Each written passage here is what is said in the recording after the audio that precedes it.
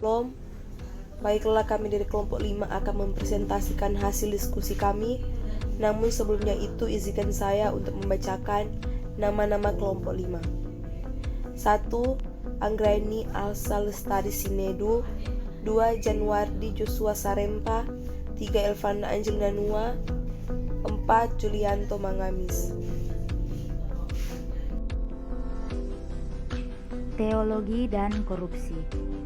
Apa itu teologi? Teologi berasal dari bahasa Yunani yang berarti theos atau Tuhan dan logos yang berarti kata, ucapan atau wacana. Atau kadang disebut ilmu agama. Adalah wacana yang berdasarkan nalar mengenai agama, spiritualitas, dan Tuhan.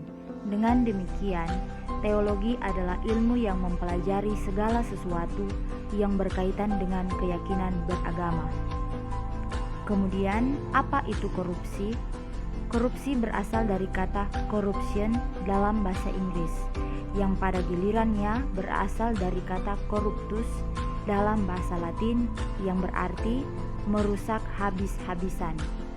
Kata corruptus itu berasal dari kata dasar com rumpere yang tersusun dari kata com yang berarti menyeluruh dan rumpere yang berarti merusak atau menghancurkan.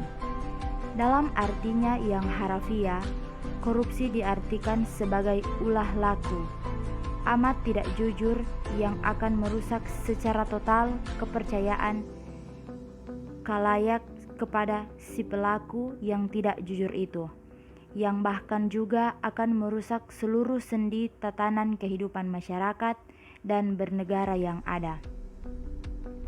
Penyebab terjadinya korupsi. Salah satu penyebab terjadinya korupsi adalah sifat serakah manusia. Korupsi juga terjadi karena adanya faktor kekuasaan dan monopoli yang tidak dibarengi dengan akuntabilitas. Korupsi juga terjadi jika manfaat korupsi yang didapat atau dirasakan lebih besar dari biaya atau risikonya, atau biasa disebut nilai manfaat bersih korupsi. Hubungan teologi dan korupsi. Dalam Amsal 15 ayat 27 berkata, "Siapa loba akan keuntungan gelap, mengacaukan rumah tangganya, tetapi siapa membenci suap akan hidup."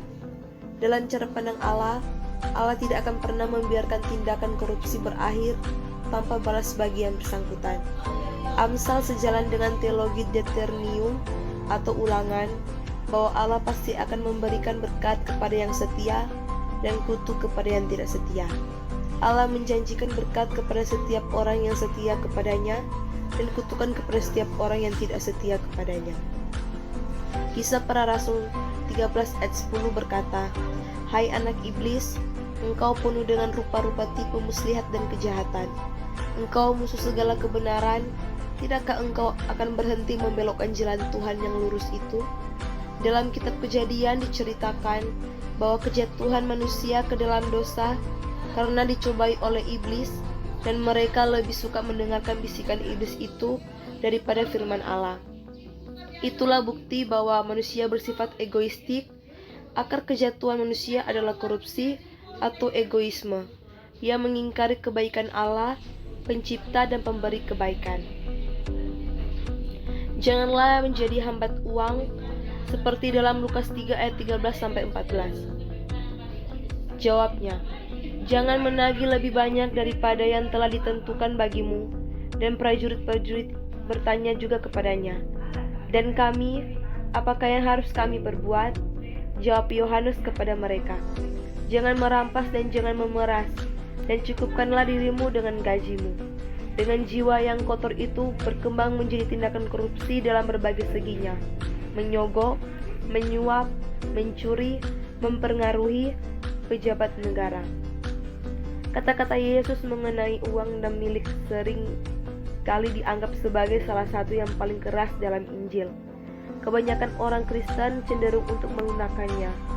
Pertanyaan yang paling mengejutkan mengenai kerajaan Allah bukanlah bahwa kerajaan itu sudah dekat, akan tetapi bahwa kerajaan itu merupakan kerajaan orang-orang miskin, dan bahwa orang kaya sejauh mereka tetap tinggal kaya, tidak akan mendapat bagian di dalamnya.